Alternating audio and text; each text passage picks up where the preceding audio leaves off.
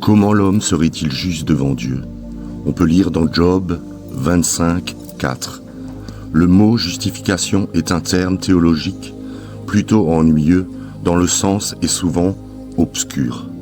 Nous allons tout d'abord l'étudier, puis ensuite tenter d'en expliquer le sens. Le thème central de l'Épître aux Romains est la justice. Plusieurs siècles auparavant, Job avait posé la question suivante. Comment serait-il juste devant Dieu? L'Épître aux Romains présente la réponse de Dieu. Si nous sommes intéressés par la justice, cette lettre nous intéressera. Jésus a dit « Heureux ceux qui ont faim et soif de la justice, car ils seront rassasiés. » C'est écrit dans Matthieu 5 au verset 6. Nous pouvons avoir faim et soif de guérison ou de prospérité sans être comblés. Mais lorsque nous aurons faim et soif de justice, nous serons rassasiés. À plus forte raison donc maintenant que nous sommes justifiés par son sang, serons-nous sauvés par lui de la colère.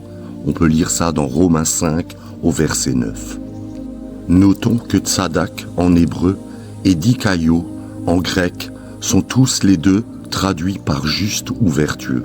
En français, nous avons tendance à associer le terme juste à l'égalité ou à la loi et le terme vertueux au caractère ou à la conduite. Une telle distinction n'existe pas dans la langue biblique. Être justifié par son sang signifie donc la même chose qu'être rendu vertueux par son sang. Par le sang de Jésus, je suis justifié, rendu vertueux, comme si je n'avais jamais péché. Amen.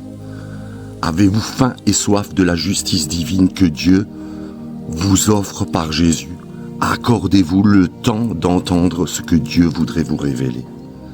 Prier, c'est parler à Dieu tout simplement. Votre Père céleste vous aime et il peut tout entendre. Voici un exemple de prière pour vous aider. Seigneur, je désire ta justice par le sang de Jésus. Je suis justifié, rendu vertueux. Mon cœur est purifié comme si je n'avais jamais péché. Rends-moi sensible à tout ce qui m'éloigne de toi. Que ma faim soit comblée de toi.